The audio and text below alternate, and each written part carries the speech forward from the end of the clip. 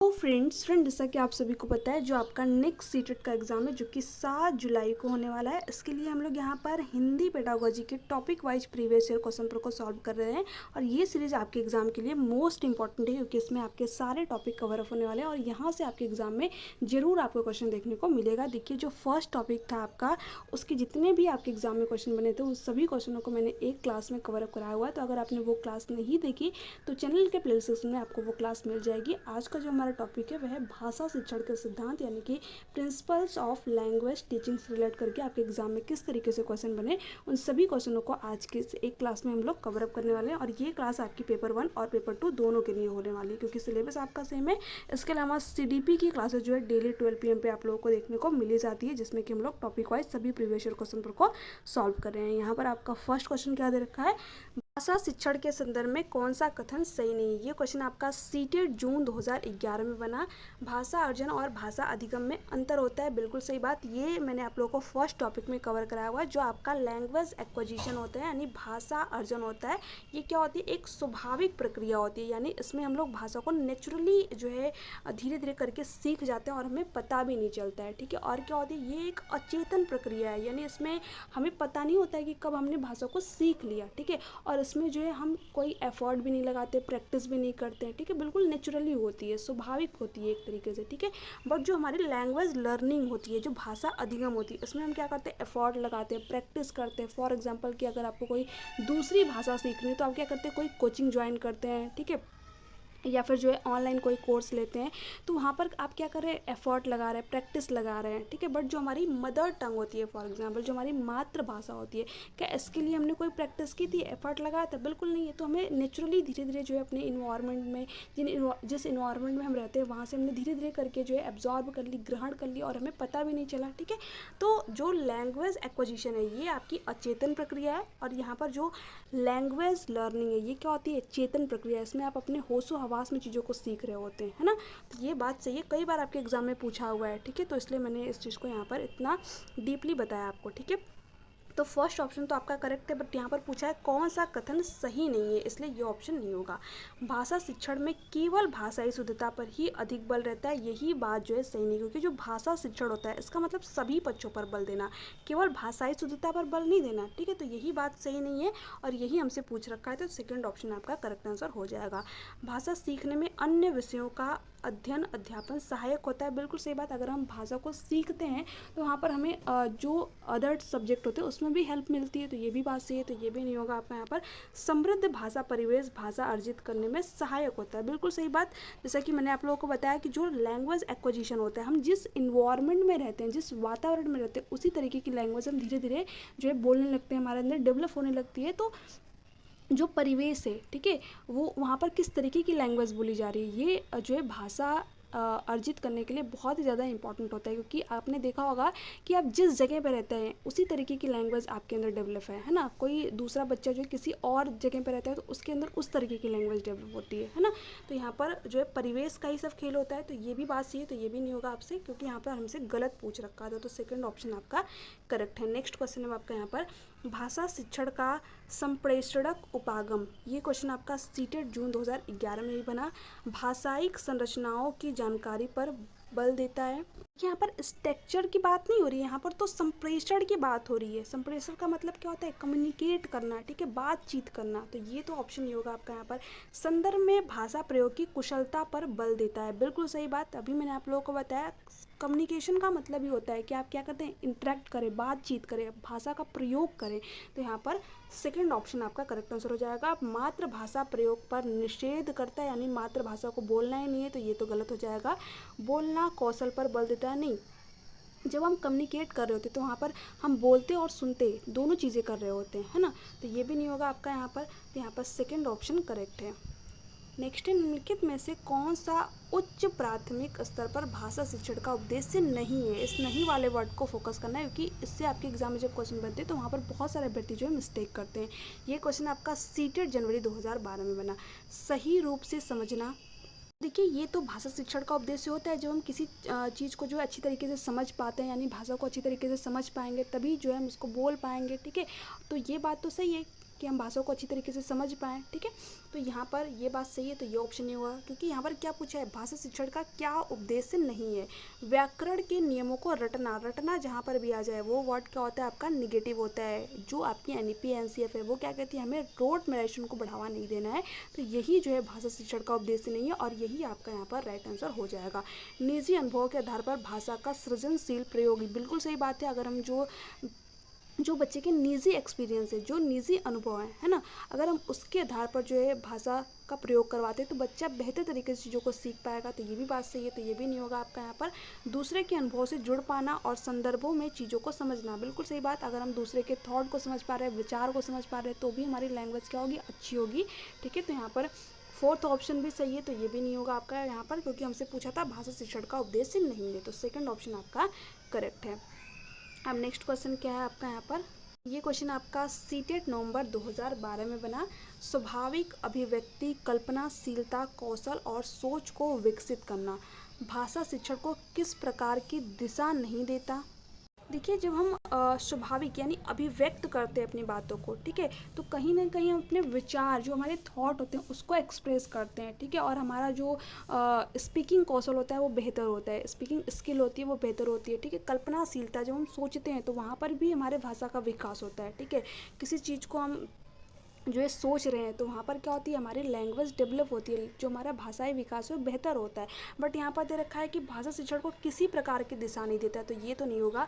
भाषा शिक्षण का एकमात्र उद्देश्य, देखिए एकमात्र वर्ड, केवल वर्ड जहाँ पर भी आपके एग्जाम में आ जाए वो आपके सीटेट के एग्जाम के लिए निगेटिव टैग वर्ड है, तो ये भी नहीं होगा आपका यहाँ पर। भाषा शिक्षण का उद्देश्य नहीं है, देखिए ये बिल्कुल गलत है। ये भाषा शिक्षण का एक उद्देश्य, एक महत्वपूर्ण उद्देश्य है, ठीक है। तो यहाँ पर आपका फोर्थ ऑप्शन करेक्ट है कि भाषा शिक्षण का एक महत्वपूर्ण उद्देश्य है, तो फोर्थ ऑप्शन आपका करेक्ट आंसर हो जाएगा। नेक्स्ट है, उच्च प्राथमिक स्तर पर कहानी कविता पढ़ने के बाद यह जरूरी है कि बच्चे, ये क्वेश्चन सीटेट जुलाई 2013 में बना। ये सारे के सारे क्वेश्चन आपके ऑफलाइन एग्जाम में पूछे गए हैं, तो मोस्ट इंपॉर्टेंट क्वेश्चन है। प्रश्नों के लिखित उत्तर दे सके, क्या कहानी सुनने के बाद सिर्फ बच्चा प्रश्नों के लिखित उत्तर दे सके इसलिए हम उसको कहानी बताते हैं, तो ये तो नहीं होगा आपका। उसे अपने शब्दों में दोहरा सके, देखिए दोहराने की बात जब भी आ जाए तो ये जो आपकी एनईपी है एनसीएफ है वो क्या कहती है कि हमें रोट मेमोराइजेशन को बढ़ावा नहीं देना है, रटन पद्धति को बढ़ावा नहीं देना है, तो ये भी नहीं होगा आपका यहाँ पर। विपरीत भाव की कहानी या कविता लिख सके, देखिए आपने बच्चों को कहानी सुनाई कुछ और उसका उल्टा बच्चा कैसे लिख पाएगा, तो ये भी नहीं होगा आपका यहाँ पर।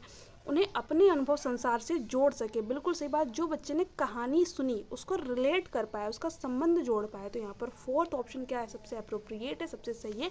जब प्राथमिक स्तर पर हिंदी भाषा की समावेशी कक्षा का स्वरूप निर्धारित करने में सर्वाधिक महत्वपूर्ण है, ये क्वेश्चन सीटेट फरवरी 2015 में बना।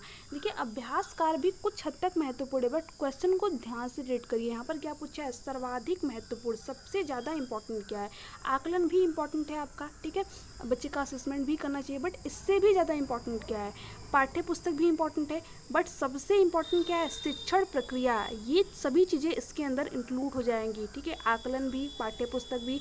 अगर बच्चा शिक्षक के द्वारा पढ़ाई गई चीज़ों को बेहतर तरीके से समझ पाया, ठीक है, जिस मेथड का जो टीचर ने यूज किया वो बहुत ही ज़्यादा बच्चे के लिए इंपॉर्टेंट होता है, ठीक है।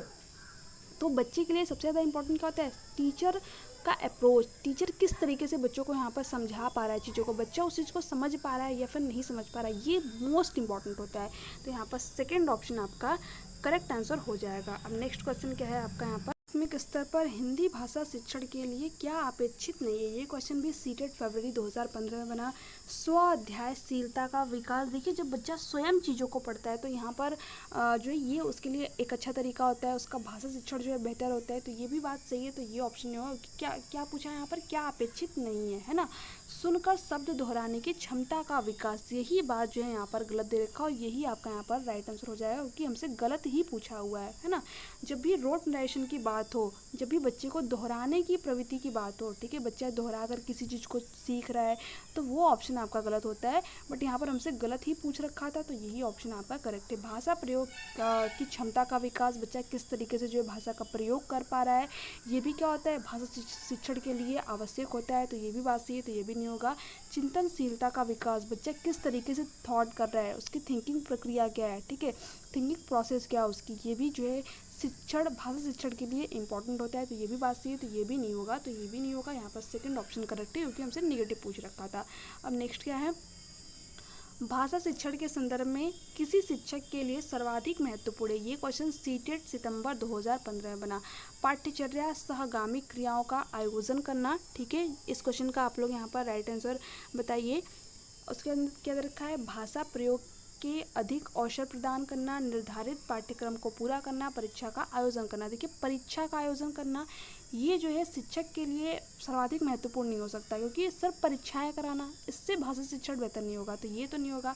निर्धारित पाठ्यक्रम को पूरा करना, देखिए NEP NCF आपकी कहती है पाठ्यचर्या क्या होना चाहिए, फ्लेक्सिबल होनी चाहिए, ठीक है, यानी बच्चे की ज़रूरत के अकॉर्डिंग हम उसमें क्या करें, चेंज लाएं, सिर्फ उसको पूरा करने पर बल नहीं देना चाहिए, ठीक है, बच्चा उसको समझ पाए, तो ये भी नहीं होगा आपका यहाँ पर। पाठ्यचर्या सहगामी क्रियाओं का आयोजन करना, देखिए पाठ्यचर्या सहगामी क्रियाओं का आयोजन करना ये बात सही है, बट इससे अप्रोप्रिएट हमारे पास ऑप्शन है, वो क्या है, ऑप्शन नंबर सेकंड, भाषा प्रयोग के अधिक अवसर प्रदान करना। बच्चा जितना जो है भाषा का प्रयोग करेगा उसकी जो भाषा शिक्षण है वो उतनी ही बेहतर होगी, जो लैंग्वेज स्किल है वो उतनी ही बेहतर होगी उसकी, है ना, तो सेकेंड ऑप्शन आपका यहाँ पर करेक्ट ऑप्शन हो जाएगा। अब नेक्स्ट क्वेश्चन क्या है, उच्च प्राथमिक स्तर पर भाषा शिक्षण का सर्वाधिक संबंध है। ये क्वेश्चन भी सीटेट फरवरी 2016 में बना। पढ़ी सामग्री के बारे में आलोचनात्मक चिंतन से, बिल्कुल सही बात है यहाँ पर, ठीक है, जो भाषा शिक्षण होता है उसका सर्वाधिक संबंध किससे होता है, बच्चा जो चीज़ें जो है पढ़ा है उसके बारे में क्या करे, थिंकिंग कर पाए, सोच पाए, आलोचनात्मक चिंतन यानी क्रिटिकल थिंकिंग कर पाए, कई दिशाओं में सोच पाए, तो इससे क्या होगी, उसकी जो लैंग्वेज स्किल है बेहतर होगी, ठीक है, भाषाई कौशल क्या होगा उसका बेहतर होगा, तो यही बात जो है आपका यहाँ पर सही हो जाएगा। हिंदी की व्याकरणिक व्यवस्थाओं को जानने से नहीं, व्याकरणिक व्यवस्थाओं को जानने से नहीं, ये ऑप्शन भी आपका इसी के अंदर इंक्लूड हो जाएगा, क्योंकि जब बच्चा क्रिटिकल थिंकिंग करेगा तो भाषा के कई एस्पेक्ट, कई पक्षों में सोच पाएगा, है ना, तो ये नहीं होगा आपका यहाँ पर। सृजनात्मक लेखन की अनिवार्यता से, देखिए सृजनात्मकता ये वर्ड तो आपका सही दे रखा है, बट लेखन दे रखा है, यानी सिर्फ बच्चा लिखे, लिखने की जो है अनिवार्यता हो वहाँ पर, तो ये नहीं होगा आपका यहाँ पर। हिंदी की ध्वनियों को सीखने से, ये भी बात सही है, बट ये इसके अंदर इंक्लूड हो जाएगी, क्योंकि यहाँ पर अनेक पक्षों पर सोचने की बात की गई है। क्रिटिकल थिंकिंग का मतलब ये कि बच्चा जो है किसी पक्ष के अनेक पक्षों पर सोच पाए, ठीक है, डाइवर्जेंट थिंकिंग कर पाए, तो यहाँ पर आपका फर्स्ट ऑप्शन सबसे अप्रोप्रिएट है, सही है, तो फर्स्ट ऑप्शन करेक्ट हो जाएगा। नेक्स्ट है, भाषा केवल अभिव्यक्ति का माध्यम ही नहीं बल्कि स्वयं से डैश का माध्यम है। ये क्वेश्चन आपका सीटेट दिसंबर 2018 में बना है ना, तो देखिए यहाँ पर अगर आप ऑप्शन को पुट करके भी देखेंगे तो भी आपको अपना राइट आंसर पता चलेगा। यहाँ पर सिंपली क्या दे रखा है, भाषा केवल अभिव्यक्ति यानी खुद को अभिव्यक्त करने का ही माध्यम नहीं होता है, बल्कि दूसरे की बातों को हम सुन भी सकते हैं, समझ भी पाते हैं, है ना, तो ये क्या होता है, माध्यम ही नहीं बल्कि स्वयं से बातचीत करने का भी माध्यम है। हम कभी कभी क्या करते हैं, स्वयं से भी बातचीत करते हैं, ठीक है, स्वयं के विचार को समझते हैं, तो ये किसके थ्रू हम करते हैं, अपनी भाषा के थ्रू तो करते हैं। कभी कभी हम क्या करते हैं, किसी के सामने हमने कुछ बोल दिया, फिर उस पर हम आकर के जो है विचार करते हैं कि अरे मैंने गलत बोला, सही बोला, ठीक है, तो हम क्या करते हैं, खुद से बातचीत करते हैं, यानी हम सिर्फ भाषा के थ्रू अपनी चीज़ों को अभिव्यक्त नहीं करते हैं, बल्कि हम स्वयं से बातचीत भी कर पाते हैं, ठीक है। आप खुद सोचिए कि अगर आपके पास लैंग्वेज नहीं होती, भाषा नहीं होती, तो फिर आपका अस्तित्व होता, ठीक है, आप किस तरीके से जो है व्यवहार करते हैं। तो भाषा क्या है, बहुत ही ज़्यादा इम्पोर्टेंट रोल जो है आती है हमारे जीवन के लिए, ठीक है, बहुत ही ज़्यादा इंपॉर्टेंट है, तो यहाँ पर सेकंड ऑप्शन जो है करेक्ट है। सिर्फ पढ़ने, सिर्फ सुनने, सिर्फ लिखने का माध्यम नहीं है, बल्कि जो है खुद से बातचीत कर पाए व्यक्ति, अपने थॉट को, अपने विचार को, अपने आइडियाज़ को एक्सप्रेस कर पाए, इन सब का माध्यम है, ठीक है। भाषा क्या करती है, हमारे व्यक्तित्व को निखारती है, कई बार आपके एग्जाम में क्वेश्चन पूछा हुआ है, ठीक है, तो यहाँ पर सेकेंड ऑप्शन करेक्ट है। नेक्स्ट है, एक भाषा के अध्यापक को बच्चों में, ये क्वेश्चन सीटेट दिसंबर 2018 में बना, ठीक है, यहाँ पर ऑप्शन आपको क्या दे रखा है, अलंकारिक भाषा प्रयोग की समझ विकसित करने पर बल देता है, ठीक है, उसके बाद में क्या दे रखा है, विभिन्न संदर्भों में भाषा प्रयोग की क्षमता विकसित करने पर बल देना चाहिए, बिल्कुल सही बात। जब भी विभिन्नता की बात हो, विभिन्न संदर्भों की बात हो, विविध संदर्भों की बात हो, यानी बच्चा क्या करे, कई एस्पेक्ट में सोच पाए, कई पक्षों पर ध्यान केंद्रित कर पाए, तो वहाँ पर आप सिंपली समझ लीजिएगा सभी के सभी ऑप्शन उस एक ऑप्शन के अंदर इंक्लूड हो जाएंगे आपके, तो आपको यहाँ पर सेकंड ऑप्शन की तरफ चले जाना है, यानी विविध संदर्भ का मतलब क्या, बच्चा जो है अच्छी तरीके से भाषा प्रयोग कर पाएगा, कई एस्पेक्ट पे सोच पाएगा, है ना, तो यहाँ पर सेकंड ऑप्शन करेक्ट है। शुद्ध भाषा प्रयोग की क्षमता विकसित करने पर बल देना, ये भी इसी के अंदर इंक्लूड होगा। भाषा सिद्धांतों की समझ विकसित करना, तो इसी के अंदर सारे के सारे ऑप्शन आपके इंक्लूड हो जाएंगे, तो सेकंड ऑप्शन करेक्ट है। नेक्स्ट है, कोई भाषा किसी भी लिपि में लिखी जा सकती है, इस कथन पर आपकी राय है। ये क्वेश्चन सीटेट दिसंबर 2018 में बना और मोस्ट इंपॉर्टेंट क्वेश्चन है। अभी जो आपके एग्ज़ाम हुए थे मुझे लग रहा है 20 अगस्त 2023 में जो आपका एग्ज़ाम हुआ था उसमें भी इसी तरीके का जो है कुछ क्वेश्चन पूछा गया था। ये बहुत हद तक संभव है। बिल्कुल सही बात है, कोई भी भाषा जो है किसी भी लिपि में लिखी जा सकती है। जैसे कि अभी हम लोग हिंदी में बात करें तो ये सारे वर्ड हिंदी में लिखे हुए, बट हम लोग जब व्हाट्सएप पे चैट करते हैं तो हम लोग क्या करते हैं कि हाय, ठीक है, इसी चीज़ को फिर उसके बाद में हमने ऐसा लिखते हैं खाना खा लिया, ठीक है। तो हम लोग क्या करते हैं, हिंदी लिख तो हम हिंदी ही रहे हैं बट क्या कर रहे हैं उसमें इंग्लिश का यूज़ कर रहे हैं, है ना। तो हम क्या कर रहे हैं, कोई भी भाषा थोड़े से थोड़े से फेर बदल के साथ में किसी भी लिपि में लिखी जा सकती है। ये क्या है, बहुत हद तक संभव है। तो यहाँ पर फर्स्ट ऑप्शन करेक्ट है। हर भाषा की अपनी लिपि होती है, बात सही है, बट कोई भी भाषा किसी भी लिपि में लिखी जा सकती है ना। तो यहाँ पर ये नहीं होगा। भाषा और लिपि के बीच एक सीधा संबंध है, ये तो बिल्कुल गलत हो जाएगा, ये बिल्कुल संभव नहीं है। नहीं, यहाँ पर फर्स्ट ऑप्शन करेक्ट है। अब देखिए यहाँ पर नेक्स्ट क्या है, भाषा की नियमबद्ध प्रकृति को पहचानना और उसका विश्लेषण करना उच्च प्राथमिक स्तर पर भाषा शिक्षण का डैश। ये क्वेश्चन सीटेट जुलाई 2019 में बना। मुख्य उद्देश्य है, बिल्कुल सही बात है, जब हम भाषा की नियमबद्ध प्रकृति को समझ पाते हैं, ठीक है, उसका विश्लेषण कर पाते हैं, तो ये क्या होता है, भाषा शिक्षण का एक मुख्य उद्देश्य होता है। तो फर्स्ट ऑप्शन करेक्ट है। उद्देश्य है, उद्देश्य नहीं है, एकमात्र उद्देश्य, ये कहना गलत हो जाएगा आपका यहाँ पर फर्स्ट ऑप्शन करेक्ट है।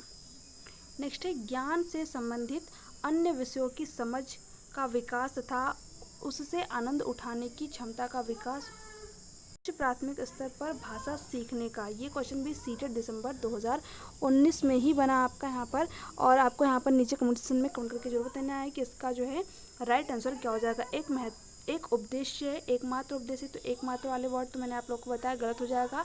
एक महत्वपूर्ण उद्देश्य है, ठीक है, तो यही ऑप्शन आपका क्या हो जाएगा, यहाँ पर राइट आंसर हो जाएगा। सर्वाधिक महत्वपूर्ण उद्देश्य ये नहीं होगा, एक महत्वपूर्ण उद्देश्य है, ठीक है। सबसे कम महत्वपूर्ण उद्देश्य नहीं, ये भी नहीं होगा आपका यहाँ पर क्या हो जाएगा, सेकंड ऑप्शन, ठीक है।